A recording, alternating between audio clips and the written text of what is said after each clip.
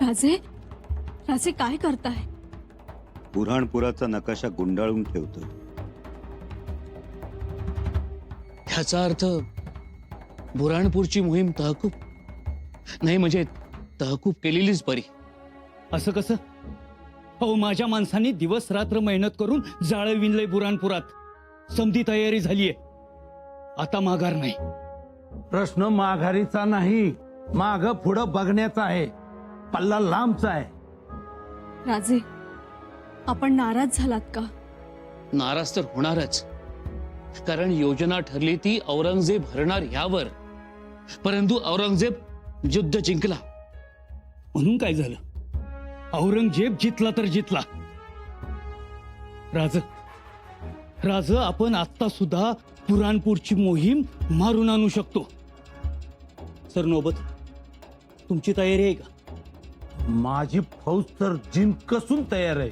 राजांनी आदेश दिला का निघालोच. ते सगळं ठीक आहे, पण आता उत्तरेत औरंगजेबा शत्रू नाही, त्याचं सगळं लक्ष दक्षिणेवर असणार. आणि आता तो विजयाच्या धुंदीत असणार. बिलकुल सही कहा आपने. या विजयाच्या उन्मादात तो जिजिया कर सक्त करणार, हिंदूंचा छळ करणार, त्याचे सरदार बेकाबू असणार आणि त्याच्या सगळ्या फौजा दक्षिणेकडे तोंड करून उभे असणार. ही वेळ योग्य नाही. राजन, आपलं काय मत आहे?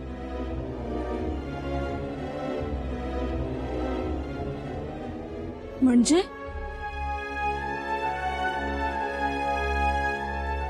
बुऱ्हाणपुरावर जाणार की नाही?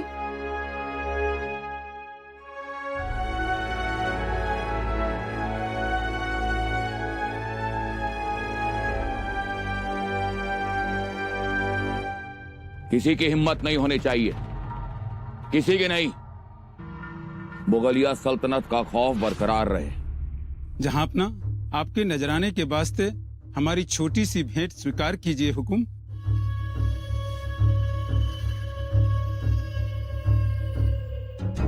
स्वीकार हो जहांपना.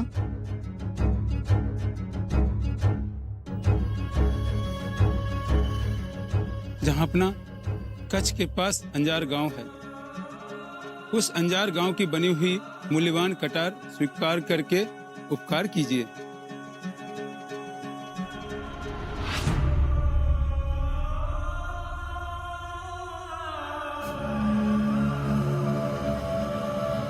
जहांपना, आपका साथ और सहकार मिलता रहे. इजाजत.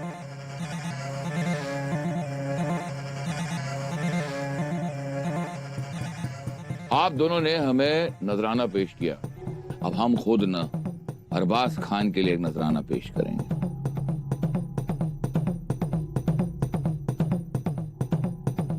वजीर आलम.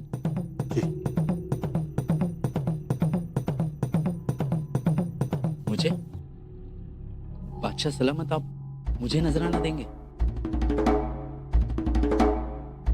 या अल्लाह, मेरी तो किस्मत ही बदल गई. अरबाज खान, ये कश्मीरी गुलाब का शरबत है. ये रूह को ठंडक पहुंचाता है.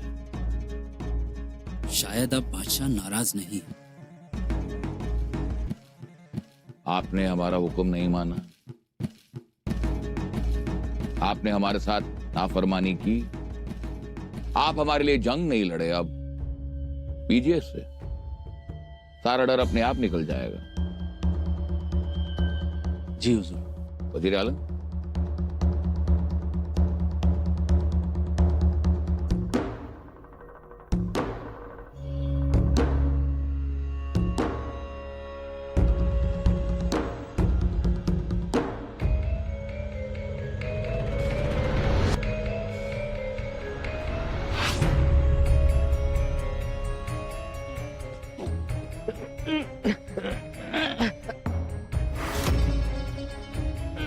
हुजूर, ये क्या?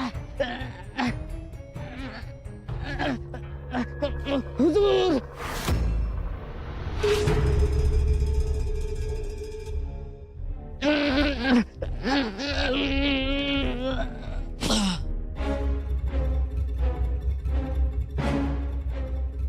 ले जाओ इसे. और कुत्तों के सामने फेंक दो।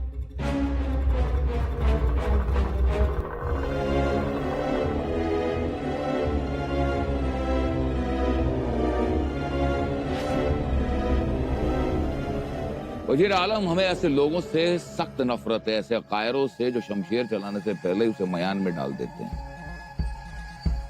ऐसे लोगों की यही सजा होती है, सजाए मौत। जी जहांपना। अब मुगलिया सल्तनत का खौफ चारों तरफ फैल गया है। यह खौफ उनकी नजरों में ऐसा है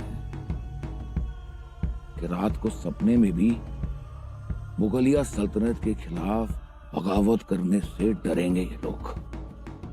जी जहांपना। और शहजादे के बारे में जानते हो कि नहीं? हाँ?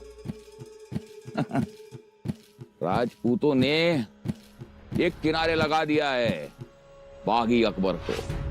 हाँ, कहीं छिपकर बैठे हैं शहजादे। अरावली के किसी पहाड़ी इलाके में मुंह छिपाकर बैठा होगा ये। हमारे चुरिंदा फौजी उसके खोज में हैं। भागने दो, भागने दो, भाग भाग कर जाएगा कहां? आएगा एक दिन, गिरेगा हमारे कदमों पर और गिड़गिड़ाएगा। जहांपना, मैं क्या कहता हूं कि नहीं, एक लफ्ज और नहीं। वो बागी है, अब उसे कोई पनाह नहीं देगा। सभी सरदारों को जाकर कह दो कि अगर किसी ने भी बागी अकबर को पनाह दी तो उसका भी वही हशर होगा जो एक बागी का होता है। जी जी जहांपना। ऐकलं का पंत? मोहीम गुंडाळली असं दिसतंय. देवानं बुद्धी दिली म्हणायची. अहो इतकं सोपं आहे का ते? हं? बसलो घोड्यावर, मारली टाच, केली मोहीम. अहो अनेक अवधानं सांभाळावी लागतात. शिवाय सगळ्यांना विश्वासात घ्यावं लागतं. आता कसं बोललात? आणि शंभूराजांना एवढा अनुभव आहे का? अहो पहिली तर मोहीम. आम्हाला विचारा, मोहिमा आम्ही आखल्यात महाराजांसोबत. पण हे लक्षात कोण घेणार? तिथेच तर गफलत होते ना. इथे कोणाला मोठेपणा द्यायला नको. सारखं स्वतःभोवती दिवे ओवाळून घ्यायचे. मी केलंय, मी करतोय, बघा बघा. याच तर वाईट वाटतंय ना. आपण बी रक्ताचं पाणी केले स्वराज्यासाठी. झालं ते एका अर्थी बरं झालं. बरी गुंडाळली मोहीम. अहो कदाचित यातून नवा धडा शिकतील शंभूराजे. शेवटी अनुभव महत्वाचा हो. निदान याचा तरी विचार करायचा होता. आपण कुणाबरोबर लढाई करणार आहोत? तर त्या औरंगजेबाबरोबर. केवढा चाणाक्ष, तयारीचा माणूस. एक कागद पाठवला, 2 ओळीच्या मजकुरानं अख्खं युद्ध जिंकलं त्या राजपुताबरोबर. साधी तलवार सुद्धा उपसली नाही त्याने. मी अनुभव म्हणतो ना, तो याचसाठी. मग आणि तो औरंगजेब म्हणजे उलट्या काळजाचा. अहो पोटच्या पोरालाही सोडलं नाही त्याने, तो तुम्हा आम्हाला सोडणार आहे? अहो एखादी जरी चूक घडली ना तरी स्वराज्याचा खेळ आटोपलाच. म्हणूनच शांत आणि अनुभवी डोक्यानं काम करायला पाहिजे. अहो कसलं हो काय? आणि केवढीही घाई. एक मोहित्यांचे हंबीरराव घेऊन पळत असतात इकडे तिकडे. पण माझं म्हणणं कसं आहे, जरा स्थिर स्थावर होऊ द्या, कारभाराची घडी बसू द्या, मग आहेतच की मोहिमा. पण नाही, नुसती घाई. घाई कामाची नाही. घाईनं गरम दूध पिलं तरी जिभेला चटका बसतोय. मग आणि तो औरंगजेब म्हणजे विस्तव आहे, विस्तव. आता हे सांगायचं कोणाला आणि ऐकणार कोण? हं?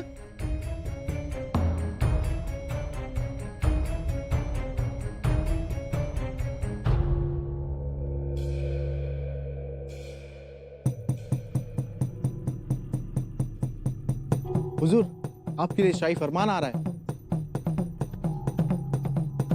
शाही फरमान?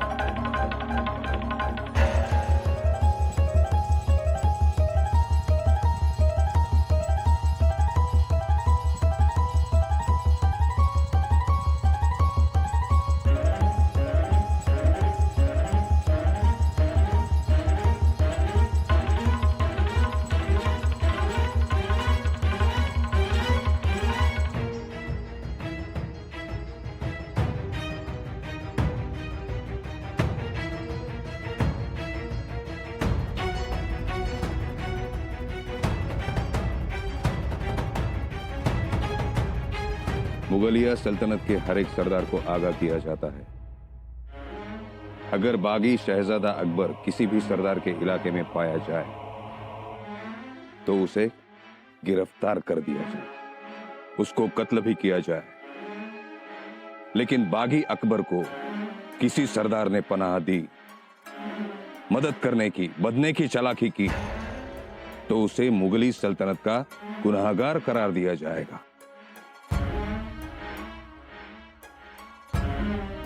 या खुदा, आलमगीर के शक के दायरे में कहीं हमारा गिरेबान तो नहीं आ गया? आलमगीर का शक मतलब अपनी मौत को खुद न्योता देना। यह परवरदिगार, सल्तनत का बादशाह कौन होगा? इस झमेले में काम की ओर थोड़ी सी लापरवाही बरती गई। बादशाह की नजर में यह बात आ गई, फिर तो जहन्नुम की सैर। नहीं नहीं, बादशाह की नाराजगी दूर करने का केवल एक ही रास्ता है। जिजिया वसूल का काम अब दुगनी तेजी से करना होगा। जी हुजूर। चलो, सबको होशियार करो, सबको खबरदार करो, चौकी पहरे पे हमारा हुक्म बताओ। बिना पूछे कोई आएगा जाएगा नहीं। खास करके बहुरूपियों पे ध्यान रखो। जाओ। जी हुजूर।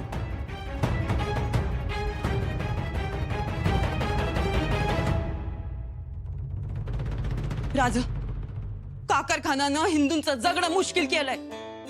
जिजिया कर भरावाच लागतो. गाठीशी असलेलं सोनं नाणं हे द्यावंच लागतं. आणि नाही दिलं तर कुडीसाठी बायकांचे कान कापत्यात, नतनतनीसाठी नाक कापत्यात. बायकांनी घातलेल्या मंगळसूत्राला कोणी विरोध केला तर मंगळसूत्राच्या धनाला डोळ्यात एकच ठार मारत्यात आणि मंगळसूत्र हिसकावून घेतात. शकदम.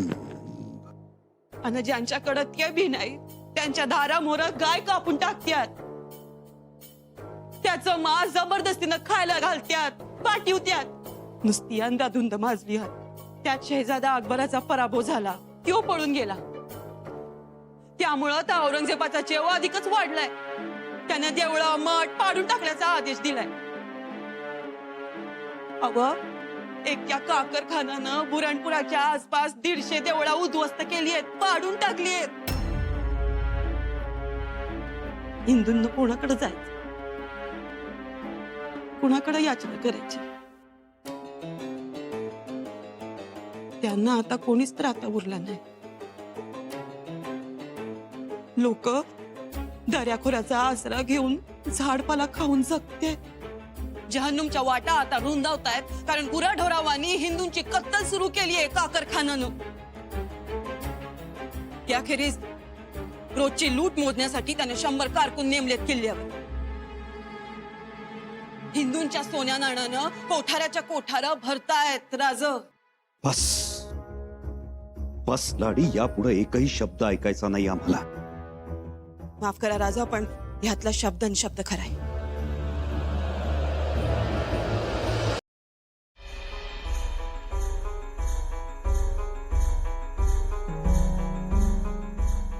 काकरखानानं हिंदूंचं जगणं मुश्किल केलंय. जिजिया कर भरावाच लागतो. गाठीशी असलेलं सोनं नाणं हे द्यावंच लागतं.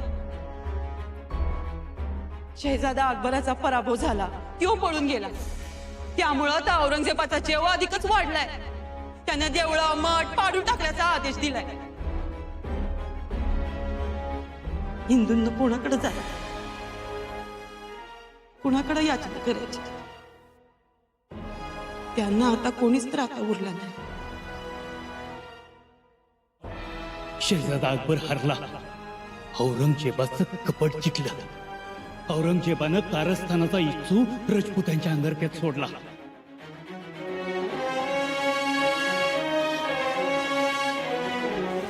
लेकिन इसकी कीमत कीमत लेने फिर आएंगे. और जब आएंगे तब पूरी वसूल करेंगे।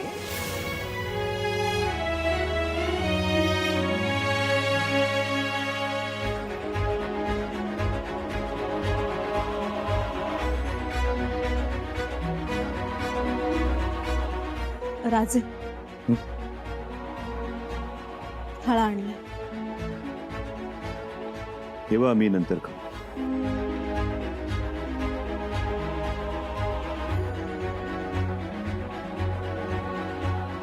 परंतु वेळेवर खा. गरम गरम आहे भोजन.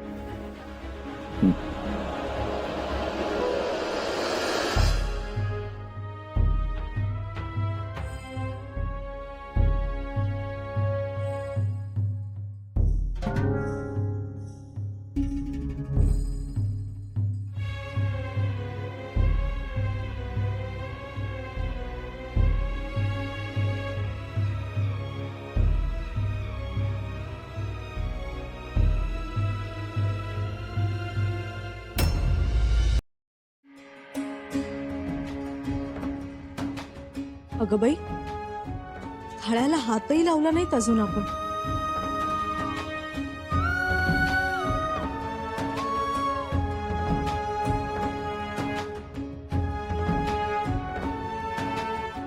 राजे काय झालं?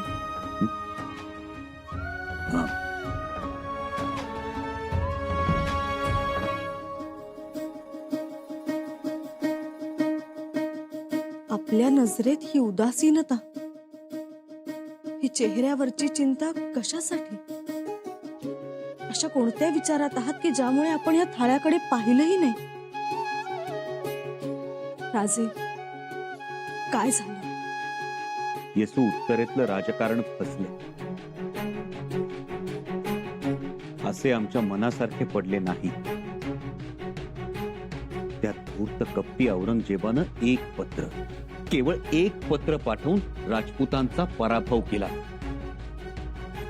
रणांगणात न उतरता त्यांचा बिमोड केला. मला वाटलं होतं राजपूत सुधारले असतील, ते अफवांना बळी पडणार नाही. आपल्या सूर्य तेजानं आणि एकीच्या बळावर ते औरंगजेबाला जखडून ठेवतील.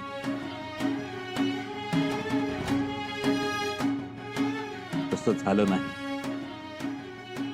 आता औरंगजेब मोकळा झाला. पण मग त्यामुळे काय झालं?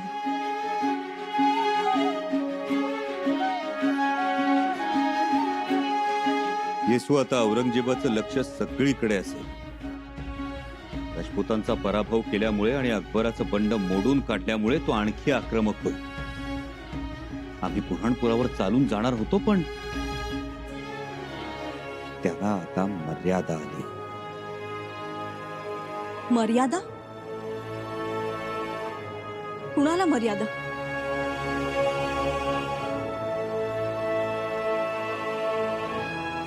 शिवपुत्रास मर्यादा? नखशिखा काव्य लिहिणाऱ्या महाकवीस मर्यादा? बुधभूषण काव्य लिहिणाऱ्या आमच्या राजनीतीपटूस मर्यादा? ज्यांच्या तलवारीचा धाक सिद्धी पोर्तुगीज टोपीकरांना, दक्षिणेत ज्यांच्या तलवारीस विद्युल्लतेचं तेज गवसलंय अशा सेनानीस मर्यादा? शूराबांच्या शूर छाव्यास मर्यादा?